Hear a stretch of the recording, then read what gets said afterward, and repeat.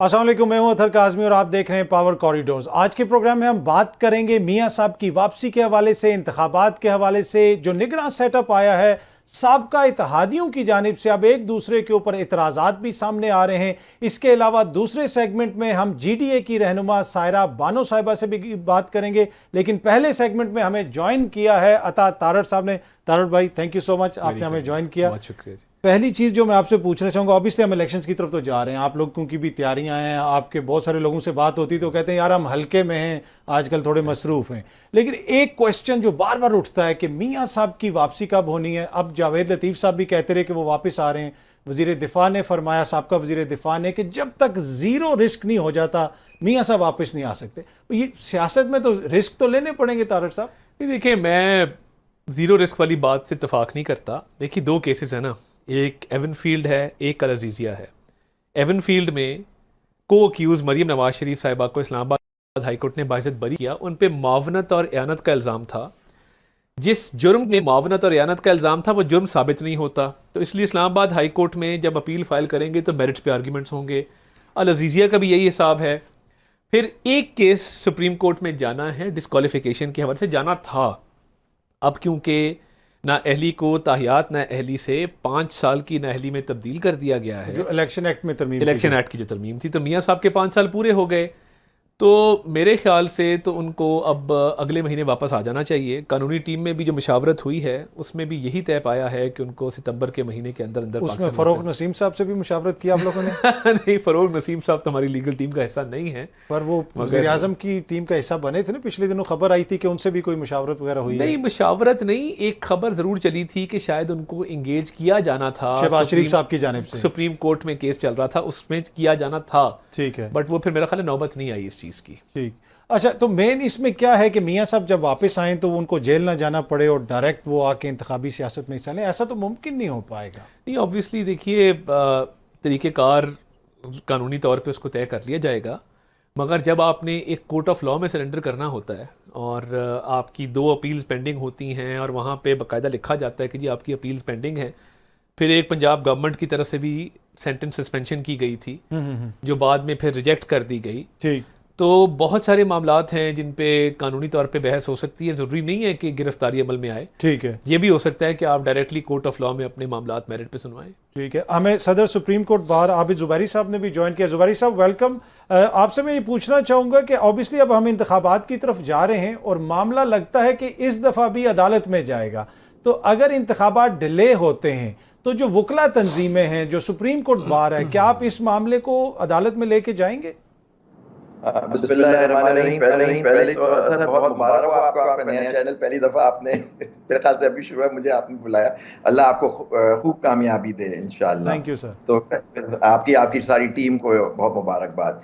देखिए, हम लोग सुप्रीम कोर्ट बार ने एक बड़ा वाज़ेह स्टैंड लिया है कि जी इलेक्शन 90 दिन में नहीं होने चाहिए।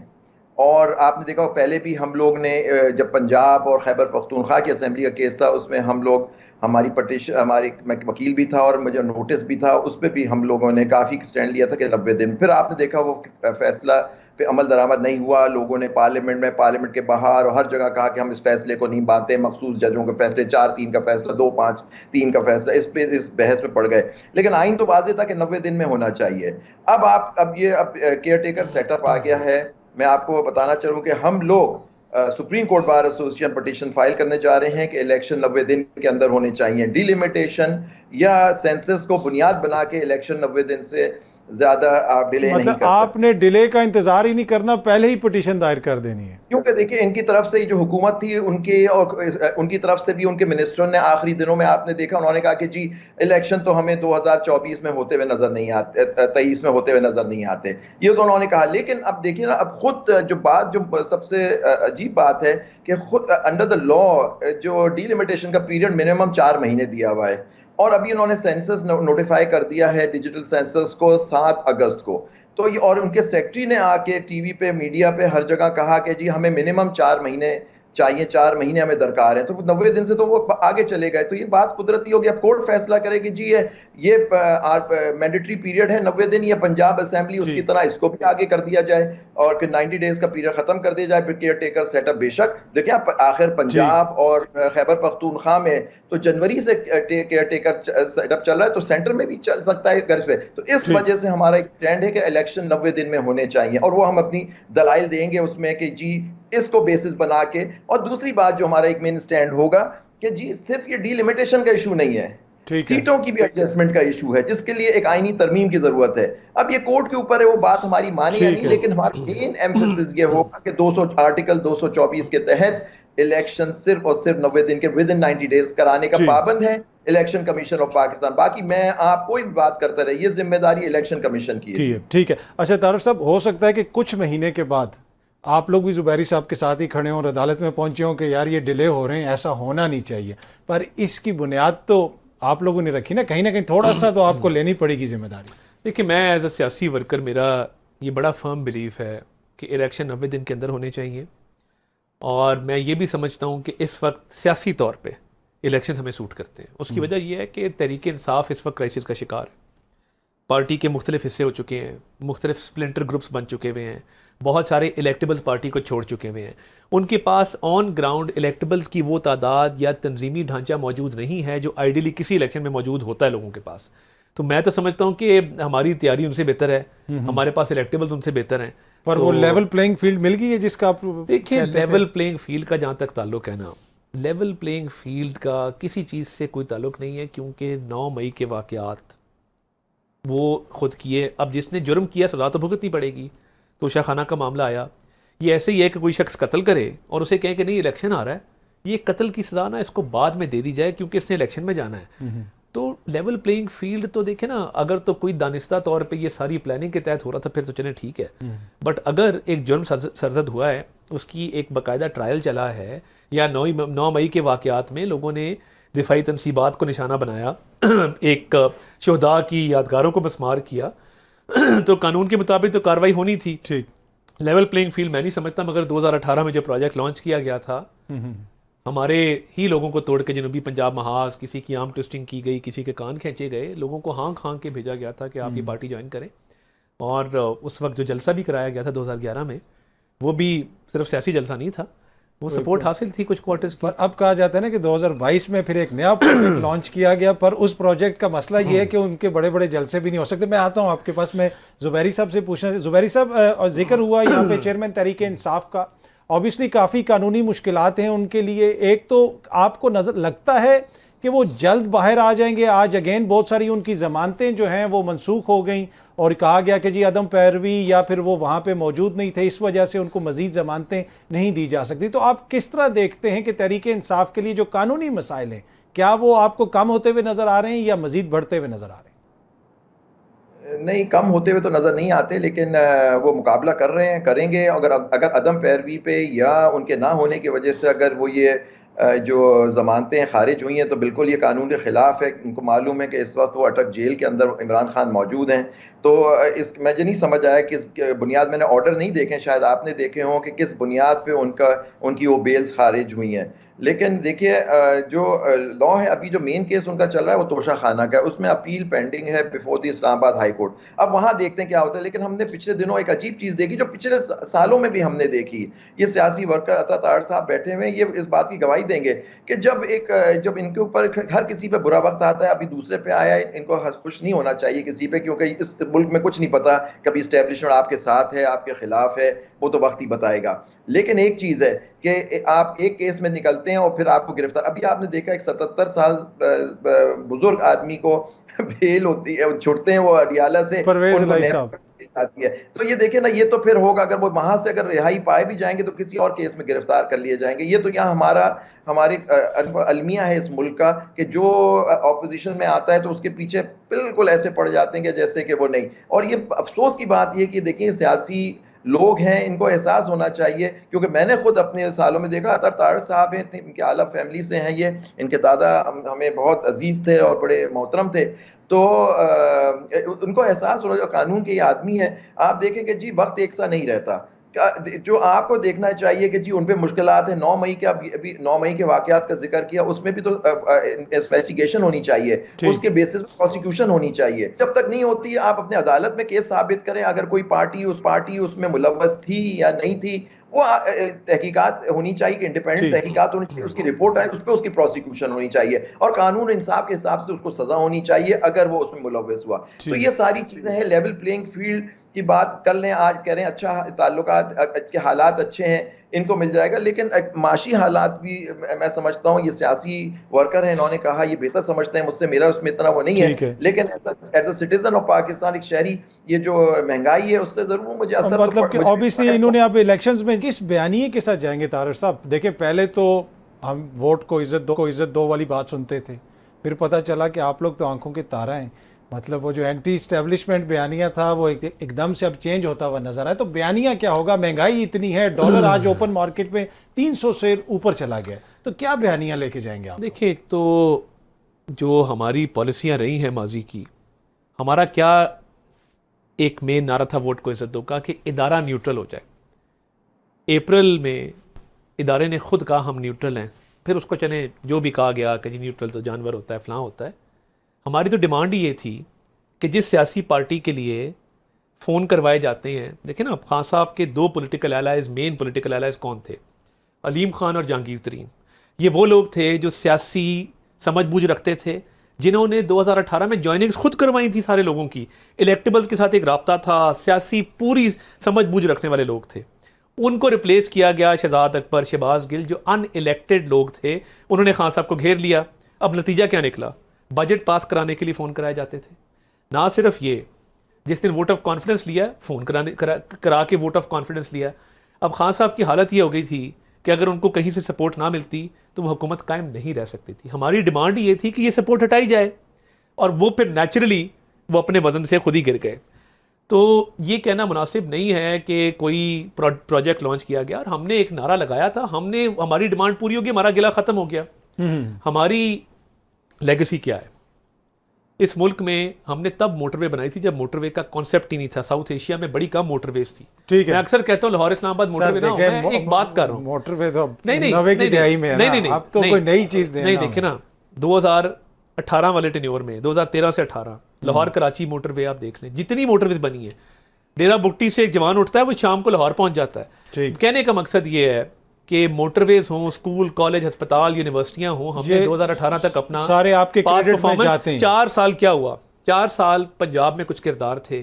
عثمان بزدار صاحب کو صرف اس لیے لگایا گیا کیونکہ وہ کچھ لنک تھے فیملی کے ساتھ, جو بھی لنک تھا. جی تباہی کی گئی اکانومی کی, ایک کے بعد ایک وزیر خزانہ چینج کیا گیا. کہا گیا کہ ہم آئی ایم ایف کے پاس نہیں جاؤں گا, خودکشی کروں گا. اللہ کرے کوئی خودکشی نہ کرے. وزرائے خزانہ چینج ہوئے, آئی ایم ایف کا پروگرام سیبوٹاج ہوا, ڈیلے کرتے گئے, سبسڈیز دیتے گئے, اکانومی کو کھوکھلا کر دیا.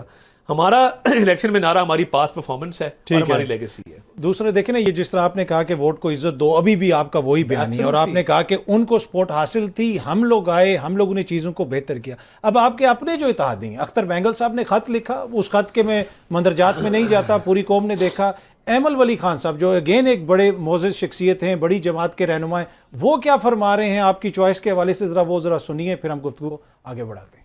انٹرم وزیر اعظم ایک مہرہ ہے, اور جو اصل لوگ ہیں ان کی طرف ہماری یہ گزارش ہوگی کہ آنے والے انتخابات فری اینڈ فیئر ہونے چاہیے.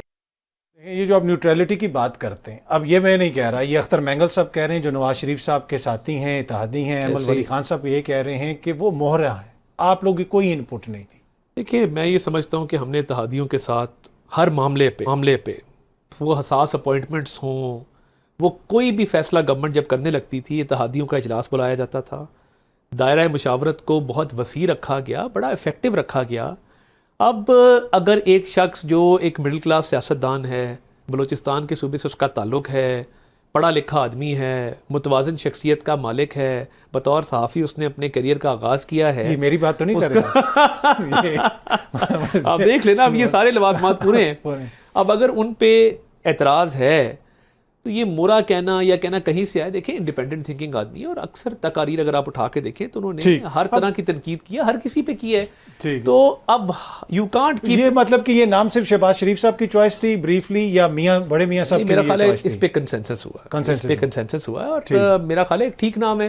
ٹھیک ہے. تو اگر خدا نہ خواستہ کوئی ایسا شخص آتا جو سیاسی پارٹی میں شامل ہے کسی بھی سیاسی پارٹی سے تو یہ شور زیادہ ہوتا. ابھی تو پھر بھی باپ پارٹی اور باپ پارٹی کے حوالے سے عطا بھائی آپ لوگ جو کچھ کہتے رہے میں تو چلا بھی نہیں سکتا. ہم بالکل کہتے رہے. ثناء اللہ زہری صاحب کی حکومت ختم کی گئی تھی پرانے سیٹ اپ میں اور ایک باپ کا وزیر اعلیٰ لایا گیا تھا, ہم بالکل کہتے رہے.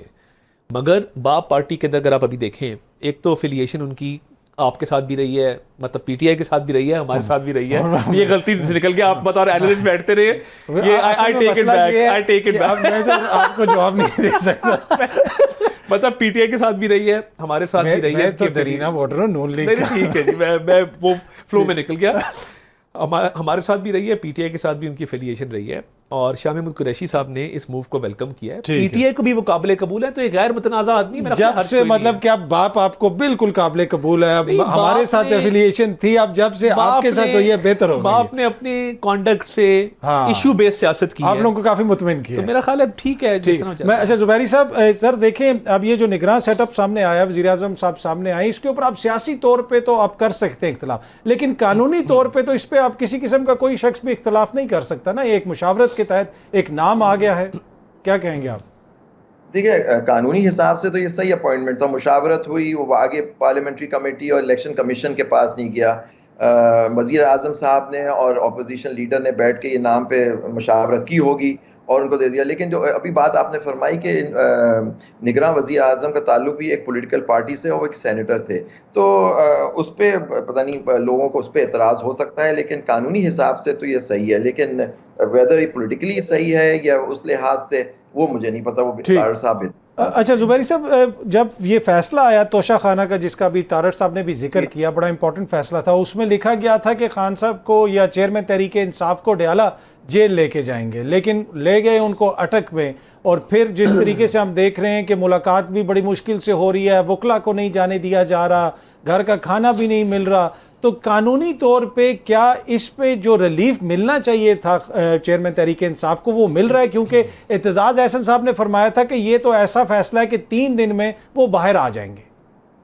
جی دیکھیں بالکل قانونی طور پہ تو فیصلہ بالکل ایسے ہی تھا, ان کو باہر آ جانا چاہیے تھا. لیکن مجھے نہیں پتا کہ کیس اسلام آباد ہائی کورٹ میں کیوں نہیں لگا, اگر لگا ہے تو نوٹس کے بعد پھر وہ ٹیک اپ ہوا, مجھے اس کا علم نہیں ہے. لیکن ایک بات ہے کہ جی کہ قانون کے اندر ایک بیسک پروویژن ہوتی ہے کہ 7 سال سے اگر کم سزا ہوتی ہے تو وہ عموماً اپیل میں وہ سسپینڈ ہو جاتی ہے, یعنی 1 تاریخ کو کورٹ اس میں نوٹس کے بعد سسپینڈ کر دیتا ہے. یہ جنرل جورسپروڈنس ہے. اب اس کیس میں کیونکہ اس کی نوعیت الگ ہے, یہاں عمران خان انوالوڈ ہیں, مجھے نہیں پتا کہ اس میں کس طرح سے فیصلہ ہوگا. لیکن قانونی جو ہمارے بیسک پرنسپل آف لا ہے اس میں ان کو سسپینڈ ہو جانی چاہیے تھی. سسپینشن کا مطلب کہ وہ ان کو بیل مل جانی چاہیے تھی, کنوکشن رہتی. کنوکشن تو خیر اپیل پہ ختم ہوگی, تو بیل کا تو یہ کیس بنتا تھا. لیکن اب وہ جب ٹیک اپ ہوگا اسلام آباد ہائی کورٹ میں اس کے بعد ہی کہہ سکتے ہیں. جی کیا ویسے طاہر صاحب آپ نے جس ذمہ داری سے یہ مقدمہ لڑا ہے توشہ خانہ والا, حالانکہ نہ آپ اس میں وکیل تھے نہ آپ اس میں فریق تھے, لیکن آپ باقاعدگی سے جاتے تھے اور جب تک سزا نہیں ہوئی آپ وہاں پہ پہنچتے رہے. پھر آپ نے ماضی میں دیکھا کہ یہاں پہ دیگر بھی جو ہماری سیاسی قیادت ہے وہ جیلوں میں رہی, گھر سے کھانے بھی آتے تھے, ریلیف بھی ملتا تھا. پر یہ جو اب سلوک ہو رہا ہے لگتا ایسے ہے کہ یہاں پہ کہیں نہ کہیں کچھ سیاسی انتقام کیا جا رہا ہے کہ 2 ہفتے ہونے والے ہیں ابھی تک گھر کا ایک کھانے والا مسئلہ ہی حل نہیں ہوا. دیکھیے پہلی بات تو یہ ہے کہ یہ کیس کہاں سے جنم لیا. یہ ہماری پارٹی نے, پیپلز پارٹی نے ایک ریفرنس دائر کیا تھا اسپیکر کو. اسپیکر نے وہ ریفرنس دیا الیکشن کمیشن کو. الیکشن کمیشن کا ایک فیصلہ آیا نااہلی کا. ہمارے کیس میں سے اس کیس نے جنم لیا آگے.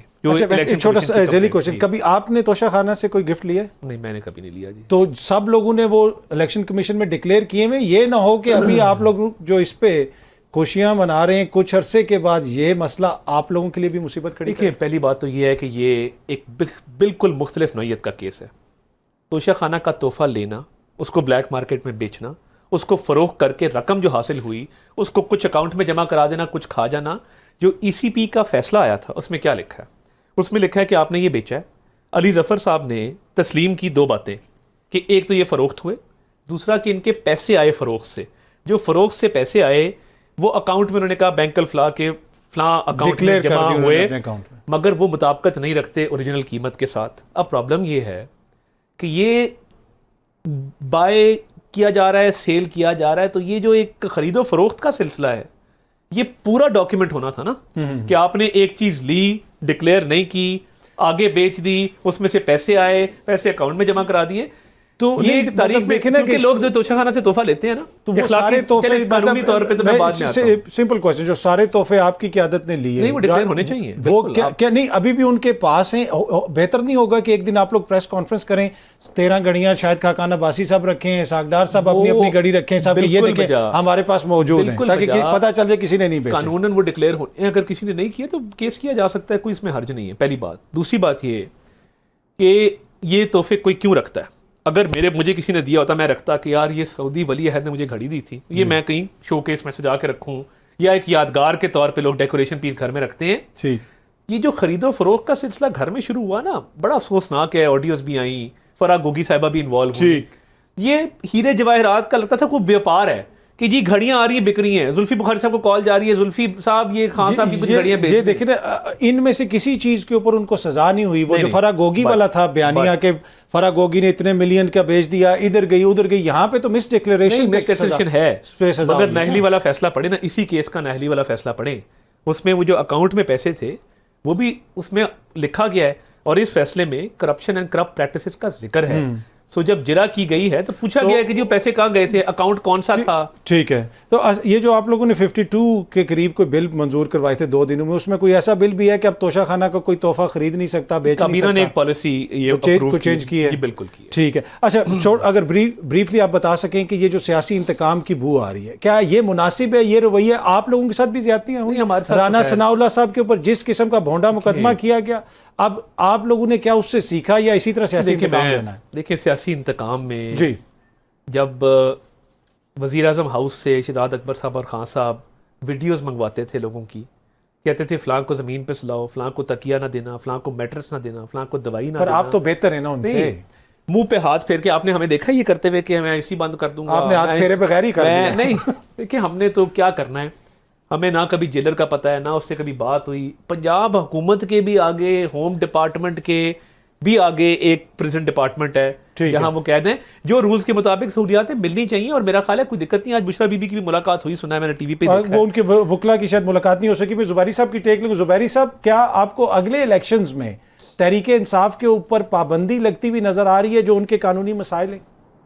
میں نہیں سمجھتا لگنی چاہیے, اور لگے گی نہیں, کیونکہ دیکھیے انڈر دی کانسٹیٹیوشن, اگر کانسٹیٹیوشن پہ یہ عمل کیا جائے تو جو گورنمنٹ ہوتی ہے وہ ایک جو پابندی لگاتی ہے, لیکن اس پابندی کو 15 دن کے اندر سپریم کورٹ نے فیصلہ کرنا ہوتا ہے کہ پابندی صحیح لگی ہے. یعنی آرٹیکل 17(2) ہے کانسٹیٹیوشن کا جو اس بات کی کرتا ہے کہ کس طرح سے پابندی لگائی جا سکتی ہے کسی پولیٹیکل پارٹی, اور کن گراؤنڈز پہ لگائی جا سکتی ہے اور اس کا. لیکن ذرا میں آپ کی اجازت سے مجھے چلنا ہے ذرا ایک یہ توشہ خانہ کی میں آپ کو 2-3 باتیں بتا دوں.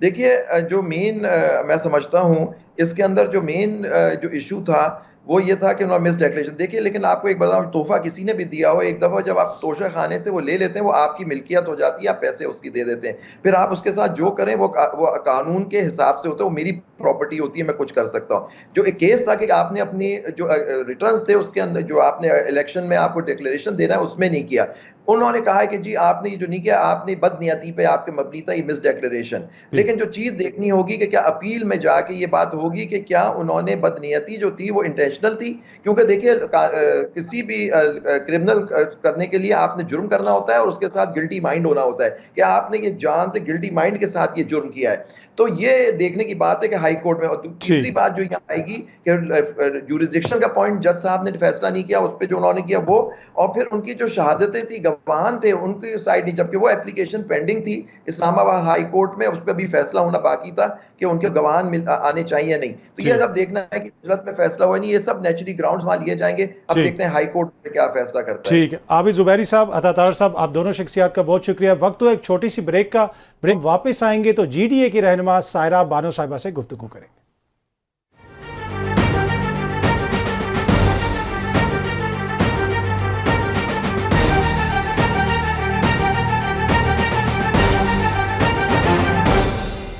Welcome back. हमें ज्वाइन किया है जीडीए की रहनुमा सायरा बानो साहिबा ने। सायरा साहिबा बहुत शुक्रिया, थैंक यू सो मच, आपने हमें ज्वाइन किया। नए निगरान वज़ीर आज़म आ चुके हैं, काबीना की तरफ चीज़ें अब बढ़ रही हैं, लेकिन इस सेटअप के आने से पहले क्या जीडीए से कोई बामानी किस्म की मुशावरत हुई थी कौमी असम्बली में? अस्सलाम वालेकुम। अब तो मुझे ऐसे लग रहा है कि वो मैं बता कर ना थक चुकी हूँ। नहीं जी, बिल्कुल भी कोई मुशावरत नहीं हुई थी, हालांकि लीडर ऑफ अपोजिशन का काम था, लेकिन हम लोग उनके पीछे घूमते रहते हैं कि किस दिन बैठना है और हम लोगों ने अपने नाम बताने और आप अपने नाम बताएं, लेकिन कोई भी मुशावरत नहीं हुई। तो ठीक। मुझे समझ नहीं आ रही फिर हम सब इसको जमहूरी अमल क्यों कह रहे हैं कि जिस तरह आपने एक ज़ाहिर अपोजिशन में 3 जमातें थी, जमाती इस्लामी साहब, उनके चित्राली साहब एक बंदे और हम लोग, तो नहीं जी कोई मुशावरत नहीं हुई।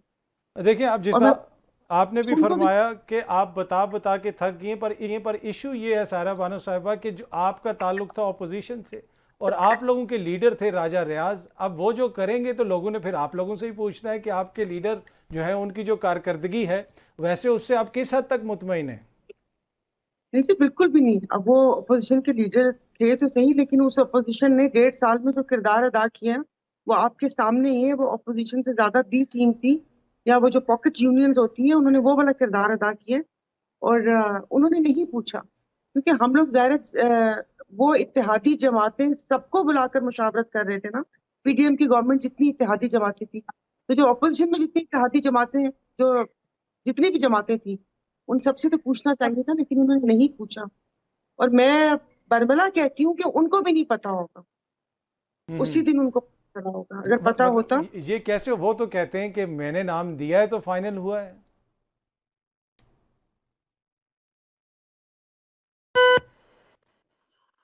अगर वो ऐसा कहते हैं तो वो अब मैं क्या कह सकती हूँ, लेकिन अगर उनके पास नाम पता होता तो जरूर थोड़ा सा हमें।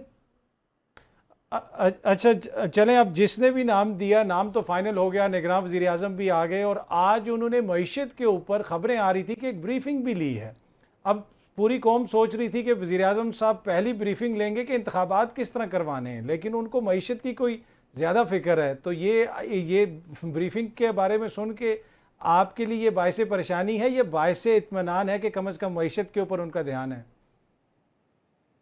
बायस परेशानी ना बायस इत्मीनान, बायस हैरानी ही नहीं, लेकिन ये कि पता था कि ये सारा कुछ होना है, ऐसे ही होना है। ये जो पूरा एक बनाया गया स्क्रिप्ट, ये स्क्रिप्ट का हिस्सा है। आपकी बात बिल्कुल सही है कि आके वो कहते हैं ना कि जो मुल्क में इस वक्त अफरा तफरी फैली हुई है, उस चीज को देखते और ये जो इलेक्शन कमीशन उनके साथ बैठ के नेक्स्ट उसका वो करते। लेकिन देखिए, फिर जो इख्तियारात ऐसे तो नहीं लिए गए ना कि आप एक बिल लेकर आए और आपने वजीर आजम के इख्तियारात बढ़ा दिए और ये सारा कुछ। ये तो जाहिर है जिन्होंने अपने हाथ से सब कुछ सौंपा है, ये वो परेशान हो। मैं तो मुस्कुराऊंगी। अच्छा, वैसे तो आप कौमी असम्बली में भी मुस्कुराती रहती थी, पर ये जो असम्बली के 16 महीने आपने वहाँ पे गुजारे, एक तो आप अपनी कारकर्दगी एज ए असम्बली में बात कर रहा हूँ कि एज ए मेंबर पार्लियामेंट कितनी मुतमईन है कि क्या इस आवाम की वहाँ पे 16 माह में नुमाइंदगी हुई? और दूसरा जो आपने वहाँ पे 5 बरस का वक्त गुजारा, मुख्तलिफ शख्सियात को देखा, चेयरमैन तहरीक इंसाफ को एज ए वज़ीर आज़म देखा, शहबाज शरीफ साहब को एज ए अपोजिशन लीडर देखा, फिर एज ए वज़ीर आज़म देखा, फिर राजा रियाज साहब को एज ए अपोजिशन लीडर देखा, तो इन तीनों शख्सियात में से सियासी तौर पे आपको किसने ज़्यादा मुतासिर किया? सियासी तौर पर जी मतलब जो सियासी समझ बूझ, जी जी, मतलब बिल्कुल सियासी तौर पे। सियासी समझ बूझ, वक्त पे चोट लगाना, 100 सुनार की एक लोहार की। आई एम सॉरी, इस पे तो जरदारी साहब भी पूरा हो सकते हैं। जिस वक्त मैं वहां पर गई थी, खान साहब की बहुत अवामी उस लिहाज से उनकी बहुत वो कहते हैं ना, दिल में दर्द भी था और सोच भी सारी थी। लेकिन मैं हैरान थी उनके आस पास बैठे हुए लोगों को देखकर। ये मेरा डे फर्स्ट उन लोगों के लिए था। मेरे जो साथी हैं, वो कभी आपकी उनसे बात हो तो वो बरमला बता भी देंगे कि शायद उन सब लोगों को मैं बात करती होती थी और बताती होती थी। और मुझे ये जो सब कुछ लिखा हुआ, ये जो सारा कुछ हुआ है, ये पता भी था। थोड़ा अंदाजा हो गया था कि क्या होगा और क्या नहीं होगा।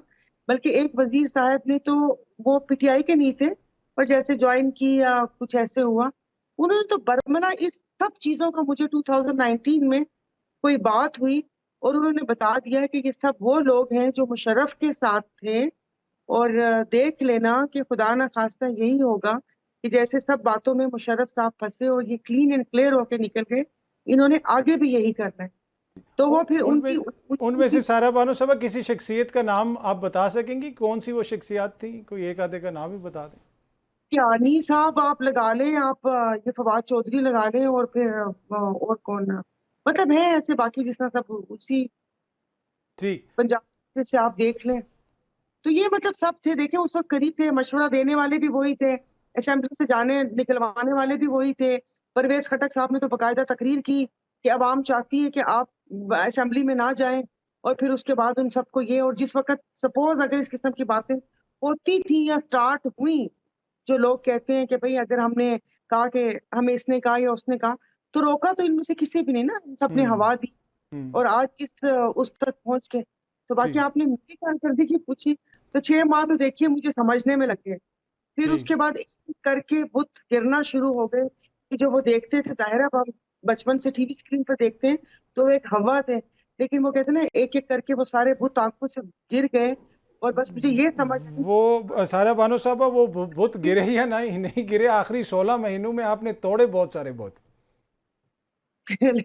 نہیں شکریہ، مطلب یہ کہ دل دکھتا تھا وہ تو، اب وہی میں کہتی ہوں کہ ٹائم نہیں ملتا تھا، اور لاسٹ ڈے پہ مجھے اسپیچ نہیں کرنی تھی، اور اب مطلب مجھے کہا گیا، اب میں نام کیا لوں، کہ جس طریقے سے 8 مہینے میں آپ کو ہم نے مائک دیا ہے، یہ ہم جانتے ہیں یا ہمارا خدا جانتا ہے. میں نے ہنس کے بولا کہ آپ کو کس نے روکا تھا کہ مجھے مائک نہ دیا جائے. لیکن یہ کہ مسائل تو اتنے زیادہ ہیں، میرے خیال میں تو 5% کی بھی نشاندہی نہیں کر سکی. ہر ادارہ اٹھا کر دیکھ لیں، کوئی بھی چیز دیکھ لیں، وہ سب کہتے ہیں سب کو تیزاب سے غسل کی ضرورت ہے. اور مجھے یہ سمجھ آ گئی ہے کہ یہ صرف عوام کا کام اس کو مائنس کر دیں، باقی ہر کام کرنے کے لیے آئے ہیں، اس میں عوام نہیں ہے. اچھا، اب سندھ کا بھی نگراں سیٹ اپ سامنے آ گیا ہے. مقبول باقر صاحب نگراں وزیر اعلیٰ میں بھی جی ڈی اے کی پریزنس ہے، بلکہ مینلی پریزنس ہی سندھ میں ہے، تو وہاں پہ آپ سے مشاورت ہوئی؟ شکر الحمدللہ، یہاں پر مشاورت ہوئی، اور یہ کہ بات ہوئی. پہلے یہ بھی تھا کہ بھئی P T I Haleem Adil Sheikh صاحب ظاہر ہے اب جس طریقے سے وہ ان حالات سے گزر رہے ہیں وہ سامنے آئے نہیں، تو ایک جمہوری عمل کو چلنے کے لیے پھر ہمیں ایم کیو ایم کے ساتھ بات کر، جیسے جو بات چیت ہوئی لیڈر آف اپوزیشن ان کو دیا، لیکن انہوں نے بات کی، ہماری طرف سے بھی نام تھے، لیکن جب اس نام کے اوپر سب کا اتفاق ہو گیا تو وہ کہتے ہیں نا کہ ایک بہتر چوائس تھے. اور یہی بات ہم نے راجہ ریاض صاحب کو کہی تھی کہ آپ اپنے نام بتا دیں، میں بھی ہم لوگوں کو اس پہ اعتراض نہ ہو، ظاہر پارٹی ہیڈ سے مشورہ کرتے یا کچھ ہوتا تو ہم بھی اس نام کو سیکنڈ کرتے، لیکن میرے خیال میں یہ نام چھپایا گیا تھا. اچھا، اب اوبیسلی سندھ میں بھی نام سامنے آ چکا ہے، وفاق میں بھی حکومت ایک طرح سے آ چکی ہے. اس کو دیکھ کے آپ کو لگتا ہے کہ انتخابات وقت پہ ہو جائیں گے؟ ہونے چاہیے. اب دیکھیے نا، یہ جمہوریت اور جمہوریت کے علم بردار جماعتیں ہیں جو کہ ہم جمہوریت کے وہ کہتے ہیں نا الاپ سنتے ہوئے آئے ہیں، تو ہونے چاہیے. لیکن یہ جماعتیں فروری تک کا جو ٹائم فریم ہے وہ اپنے ذہن میں رکھ چکی ہیں کہ یہ 15 فروری تک الیکشن اناؤنس ہوں گے، مطلب الیکشن ہوں گے 15 فروری کو، مارچ میں سینٹ وغیرہ کا. تو مجھے بتائیں کہ اتنے سکون سے یہ آئین سے روگردانی کرتے ہوئے مان گئے ہیں. 90 دن، ویسے تو وزیر داخلہ صاحب نے کہا ہے کہ 90 دن میں نہ ہوئے تو 120 دن میں ہو گیا، تو کیا ہو گیا. تو ویسے تو دیکھیں، آپ نے کہا تھا کہ اس دفعہ سندھ میں بھی برف باری ہوگی، تو کیا آپ الیکشنز میں کوئی ٹھنڈ دیکھ رہی ہیں یا پھر کوئی سونامی یا طوفان، کیا نظر آ رہا ہے آپ کو الیکشنز میں؟ نہیں، وہ تو دیکھیے روکڑی صاحب اتنی لمبی دیکھ رہے تھے کہ یہ ہو جائے گا وہ ہو جائے گا، تو پھر میں نے بھی اپنی خواہش کا اظہار کیا کہ میری بھی خواہش ہے کہ کراچی میں برف باری ہو اور یہ سارے. اب مجھے نہیں پتا، دیکھیے پھر بعد میں کیا کہتے ہیں، پھر کوئی وہ کہتے ہیں چمڑے کی زبان ہے پھسل جاتی ہے. بات قبولیت اور مقبولیت کے بیچ میں آ کے پھنستی ہے. ہم جتنا کہیں کہ ایسا نہیں ہے ایسا نہیں ہے، لیکن ایسا ہی ہے. اگر ہماری بھی تھوڑی سی قبولیت ہوئی، تھوڑی سی آنکھ کے تارے ہوئے تو. اچھا، اگلی اسمبلی میں آپ واپس آ رہی ہیں سارا بانو صاحب؟ دیکھیے یہ تو پارٹی کا فیصلہ ہے، لیکن میں دل کی کوئی بات مجھ سے پوچھے تو میں تو اس اسمبلی میں کچھ کر ہی نہیں سکی سوائے 10-12 نہیں کر سکتی وہاں پر تو پھر ایسے دل دکھتا ہے. پھر میں اللہ میاں سے میں نے وہ کیا تھا کہ پروردگار بس ایسے. اب 1,68,000 کے لیے تو میں نہیں آ رہی نا, یا کوثار میں بیٹھ کے کافی پینے کے لیے شام کو موسم انجوائے کرتے ہوئے کافی پینے کے لیے نہیں آ رہی. کوئی کام کر سکوں, کچھ آپ کچھ کر سکیں, اگر آپ اس سیٹ پہ بیٹھے ہوئے تو اس کا حق ادا کر سکیں. اچھا, ویسے جو آپ نے مشاہدہ کیا 5 سال, کیا یہ جو سسٹم ہے اس میں رہتے ہوئے کوئی بھی کام کر سکتا ہے کہ بس یہی ہے کہ تقریریں ہوں گی, ایک دوسرے کو اوپر تنقید ہوگی اور اسی طرح سسٹم چلتا رہے گا؟ نہیں جی, اس سسٹم میں کوئی بھی نہیں کام کر سکتا. وہ کہتے ہیں نا کہ یہ ابھی تو ہم اسی میں پھنسے ہوئے کہ یہ مذہبی ریاست ہے یا قومی ریاست ہے, اور ہمیں کیا کہتے ہیں سول سپریمیسی چاہیے یا اداروں کی بالادستی چاہیے. ابھی تو ہم اس کے بیچ میں پینڈولم کی طرح, مطلب کسی کو بھی اپنی حدودوں کو یوتھ کا تعین ہی نہیں ہے, ہمیں بھی نہیں پتا. تو وہ جب تک یہ مسئلے حل نہیں ہوں گے کوئی کچھ بھی نہیں کر سکتا. مطلب ایسے ہم باتیں کر سکتے ہیں, ہم ڈھول شادیانے بجا سکتے ہیں کہ ہمیں اس نے دوست نے قرضہ دے دیا, وہاں سے قرضہ آ گیا, لیکن ہو کچھ نہیں سکتا. یہی ہوگا. آپ پچھلے 75 سالوں سے دیکھ رہے ہیں, نازک دور سے بھی ملک گزر رہے ہیں اور یہی حالات ہیں. لیکن صرف دوستوں نے صرف قرضہ تو نہیں دیا نا سارا بانو صاحبہ, ہم نے بھی ان کو آم بھیجوائے ہیں, ہم بھی مینگوز لے کے گئے. پر اینی وے بہت بہت شکریہ آپ کا. وقت ہوا ہے یہاں پہ ایک چھوٹی سی بریک کے بعد واپس آتے ہیں.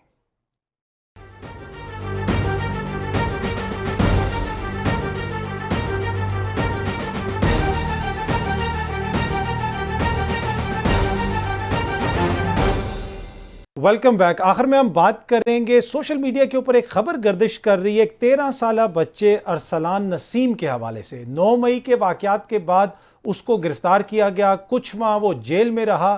جب اس کی ضمانت ہوئی وہ واپس آیا. کہا جا رہا ہے کہ اس بچے کی عمر 13 یا 14 برس ہے. وہ جب اپنے گھر آیا تو دوبارہ پولیس اس کو مبینہ طور پہ گرفتار کرنے آئی, جس کی وجہ سے اس کے والد کو ہارٹ اٹیک ہوا اور پھر ان کی موت واقع ہو گئی. اس حوالے سے پولیس کا موقف بھی سامنے آیا ہے, لیکن اس خبر کی تفصیلات کیا ہیں اس کو جاننے کے لیے لاہور سے ہمیں جوائن کر رہے ہیں ہمارے بیورو چیف اعظم چودھری صاحب, اور اس کے ساتھ ساتھ اس بچے کے وکیل رانا انتظار صاحب نے بھی ہمیں جوائن کیا. بہت شکریہ آپ دونوں شخصیات کا. اعظم چودھری صاحب, پہلے میں آپ سے یہ پوچھنا چاہوں گا کہ اس واقعے کی آخر تفصیل کیا ہے؟ جی اطہر صاحب, یہ ایک ارسلان نام کا بچہ ہے جو 9ویں کلاس کا طالب علم ہے, اور گلبرگ سے ملحقہ ایک آبادی مکہ کلونی, وہاں پہ انتہائی ایک چھوٹے سے گھر میں غریب فیملی سے بلونگ کرتا ہے. اس کا 5 اس کی بڑی بہنیں ہیں جو اس سے بڑی ہیں, ایک اس کا چھوٹا بھائی ہے, اور والد اس کا انتہائی غریب اور مزدور آدمی تھا جو کبھی کہیں نوکری کر لی یا پارٹ ٹائم کوئی رکشہ وغیرہ چلا لیا. اس بچے کو جون کے اندر گرفتار کیا جاتا ہے, اور گرفتاری کی وجہ جو سامنے آئی ہے وہ یہ ہے کہ بچے نے گھر کے اندر اپنی بہنوں سے یا والدین سے کوئی بدتمیزی کی, تو انہوں نے تنگ آ کے جو متعلقہ پولیس سے ان سے کہا کہ اس بچے کو ذرا سمجھائیں, یہ والدین گھر کے اندر بدتمیزی کرتا ہے بہنوں کے ساتھ والدین کے ساتھ. تو پولیس اس بچے کو لے جاتی ہے. کوئی 1 دن بعد انہوں نے دوبارہ رابطہ کیا کہ جی بچہ واپس دے دیں, تو پولیس نے کہا جی کہ اب واپس نہیں مل سکتا, وہ تو جو عسکری ٹاور کو آگ لگائی گئی تھی بچہ اس میں نومینیٹ کر دیا گیا. یہ ایک بہت بڑا مسئلہ بن گیا, پریشانی اس فیملی کو پریشانی ہوئی. انہوں نے پھر رانا انتظار صاحب جو لاہور بار کے پریزیڈنٹ بھی ہیں, وکیل ہیں, ان سے رابطہ کیا اور اس بچے کو ضمانت کے لیے کورٹ میں چلے گئے. بہرحال کوئی 1.25 مہینے کے بعد اس بچے کی ضمانت ہوتی ہے, وہ بچہ گھر آتا ہے.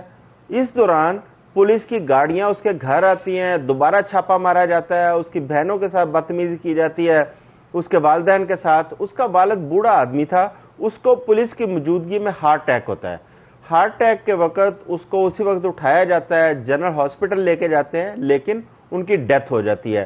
اب جہاں تک ہمیں پتہ چلا ہے کہ پولیس نے زبردستی ان کو نماز جنازہ کروائی, اور اسی وقت ان کو دفنا کے اور فیملی کو اتنا خوفزدہ کر دیا کہ آپ نے اس کا کہیں ذکر نہیں کرنا, اور بچے کو دوبارہ پولیس اپنی کسٹڈی میں تھانہ غالب مارکیٹ لے گئی. ٹھیک. اب اس کے بعد وہ فیملی اتنی خوفزدہ ہوئی. ابھی ہم نے آج اپنی ٹیم بھجوائی اس کی فیملی کی کوریج کے لیے, تو پتہ چلا اس محلے کے اندر ایک عجیب خوف و ہراس کی وہاں پہ کیفیت تھی.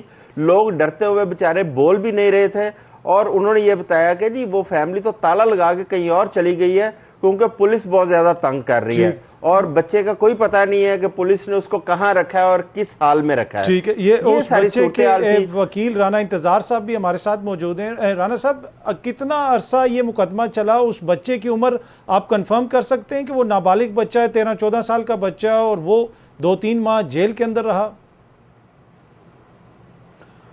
دیکھیں, جو اس کا بے فارم ہے وہ میرے پاس اویلیبل ہے, کیونکہ سارا کیس ہی میں نے کیا. ان کا بڑی غریب فیملی ہے یہ, اور اس کا جو برتھ سرٹیفکیٹ ہے وہ عدالت نے نادرا سے ویریفائی بھی کروایا. اس کے بعد کوئی چیز رہ نہیں جاتی. بچے کی عمر بالکل 14 سال ہے, 14 نہیں کہیں گے تو آپ 15 کر لیں گے, اس سے زیادہ تو نہیں ہو سکتی. اس نے 9ویں کلاس کا بورڈ کا ایگزام مئی میں دیا ہے, تو 9ویں کلاس کا بچے کی ایج کیا ہوتی ہے آپ کو بھی پتہ ہے, مجھے بھی پتہ ہے. آپ کتنی ایج بڑھا لیں گے؟ 14 نہیں 16 کر لیں گے, اس سے زیادہ تو اس کی ایج آپ نہیں کر سکتے. کہ چلیں جو ایک ٹرینڈ ہے پاکستان کے اندر کہ عمر جو ہے وہ کم لکھتی جاتی ہے.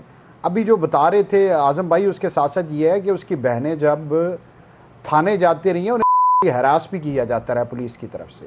اور ایک اور چیز یہ ہے کہ جس دن اس کی بیل ہوئی ہے, باقی ساری باتیں پولیس کی مان لیں گے, مجھے صرف ایک بات کا جواب دے دیں, بیل ہونے کے بعد اس کے گھر 3 دفعہ ریڈ کرنے کا کیا جواز ہے؟ 4 پولیس کی وہیکلز لے کے گھر کو توڑ دیا, دروازے توڑ دیے, ان کے گھر کی جا کے آپ حالت تو دیکھیں. یہ تو فرعونیت ہے سیدھی سیدھی. ٹھیک, اچھا. اس کے بعد یہ ہے کہ اس کا فادر نے, ان کے پاؤں بھی پڑا پولیس کے, اس کی والدہ بھی پڑی ہے کہ ہمارے بچے کی بیل ہو چکی ہے, ہماری جان چھوڑ دیں. اور اسی صدمے کے تحت اس فادر جو آلریڈی ہارٹ پیشنٹ تھا, اس کو ہارٹ اٹیک ہوا, اس کی ڈیتھ ہوگی. اور اس سے بڑا ظلم, جنازے میں شرکت نہیں کرنے دی بچوں کو, جلدی سے جنازہ پڑھائیں, فارغ کریں. اس کے بعد کیا ایشو تھا ان کے پاس؟ یہ سارے معاملات وہاں ہوتے رہے ہیں, اور یہ بڑی انفارچونیٹ سچویشن ہے کہ ہم کس ملک کے اندر رہ رہے ہیں. اچھا, ویسے اس حوالے سے جو ڈی آئی جی آپس ہیں لاہور, ان کے آفیشیل ٹویٹر ہینڈل سے جو پولیس نے ٹویٹ کی ہے, اس کے مطابق وہ لکھتے ہیں اپنی ٹویٹ میں, اس ذرائع نے سوشل میڈیا پر ارسلان نسیم کے بارے وائرل ہونے والی ایک پوسٹ جس میں یہ غلط تاثر دیا گیا کہ پولیس کے تشدد سے ارسلان کے والد ہلاک ہوئے, کو پروپیگنڈا, من گھڑت کہانی, حقائق کے منافی اور بے بنیاد قرار دیا ہے. پولیس ذرائع کے مطابق تشدد والی بات بالکل جھوٹ اور غلط ہے. بزرگ کی طبی موت کو مختلف رنگ دے کر سوشل میڈیا کے اوپر سنسنی پھیلانے کی ناکام کوشش کی گئی, اور بزرگ جو ہیں وہ شہری کی, اب جو بزرگ شہری ہیں ان کی اب تک تدفین بھی ہو چکی ہے. یہ پولیس کا موقف ہے. اچھا, اس ٹویٹ کے اندر ایک جو میرے لیے جو چیز تھوڑی سی باعث حیرت ہے کہ پولیس ٹویٹ کر رہی ہے کہ پولیس ذرائع, بھائی پولیس خود بتائے نا کہ جی ہماری یہ انفارمیشن ہے. پولیس کے ذرائع, پولیس کے کن ذرائع نے ان کو بتایا, یہ چیز ہے. اچھا رانا صاحب, جس طرح یہ پولیس یہ کہہ رہی ہے کہ یہ تو ایک بالکل من گھڑت قسم کی کہانی ہے اور کسی قسم کا کوئی تشدد نہیں ہوا, کیا تشدد کے حوالے سے بھی کوئی آپ کے پاس ان الزامات کے حوالے سے کوئی ایسی چیز سامنے آئی ہے کہ اس بزرگ شہری پہ تشدد ہوا, یا صرف ہارٹ اٹیک کی وجہ سے ان کی موت ہوئی؟ دیکھیں, پولیس پہ جو ایلیگیشنز ہیں وہ پہلے میں آپ کو بتا دیتا ہوں. پہلا ایلیگیشن ہے کہ وہ بچہ جو ہے بہنوں کے ساتھ اس کی لڑائی ہوئی تھی, آپ نے پکڑ کے اسے 9 مئی کے واقعات میں ڈال دیا. اس کی انکوائری کی جائے. سیکنڈ یہ ہے کہ اس کی بہنوں کو جو پولیس ہراس کرتی رہی ہے. تھرڈ ایلیگیشن ہے کہ جب بیل ہوگی تھی اس کے بعد اس پہ گھر پر ریڈز کی کیا ضرورت تھی, اور جو رہا ٹارچر کی بات, فزیکل ٹارچر نہیں کیا مگر یہ مینٹل ٹارچر کی وجہ سے ہوا ہے. میں کب کہہ رہا ہوں کہ انہوں نے فزیکل, پولیس نے بالکل فزیکل ٹارچر نہیں کیا ان پہ, مگر بات یہ کہ جو جس کی عمر 70 سال ہے, آپ جا کے اس کو ڈراتے دھمکاتے ہیں, بار بار کرتے ہیں, اب وہ سٹریس نہیں لے سکا اس چیز کا. آپ ان 3 سوالوں کا جواب دے دیں, ڈی آئی جی صاحب سے ہم پوچھ لیتے ہیں کہ جو میں نے ابھی کیے ہیں ان سے, کہ بچے کو ایویڈنس دیں کہ کس طرح اس کیس میں رکھا گیا, اس کی بہنوں کے ساتھ یہ سلوک کیا گیا, اور خاص طور پر ضمانت ہونے کے بعد. اور ایک اور چیز بتا دوں اطہر بھائی, جی میں نے یہ کیس پرو بونو کیا ہے ان کے غریب ہونے کی وجہ سے. مطلب جو لوگ سن رہے ہیں کہ وکیل صاحب نے یہ کیس جو ہے بالکل فری آف کاسٹ کیا ہے, اس کی کوئی فیس نہیں لیا. ہاں جی بالکل. اور اس کے بعد میں نے یہ 3 ان کے ہر ہائی آفیشل سے 1.5 ماہ میں رابطہ کیا کہ یار اب زیادتی کر رہے ہیں, کوئی انسانیت نام کی بھی کوئی چیز ہے. مگر جب تک یہ سوشل میڈیا ٹرینڈ نہیں بنا, پولیس نے تو کان نہیں دھرے اس پہ. جس دن اس کے گھر پر اٹیک ہوا ہے اور اس کے بعد بھی ہوا ہے, اس دن بھی ایس پی رینک سے اوپر میں نے بات کی ہے, اس دن بھی انہوں نے کان نہیں دھرے. ٹھیک ہے, چلیں.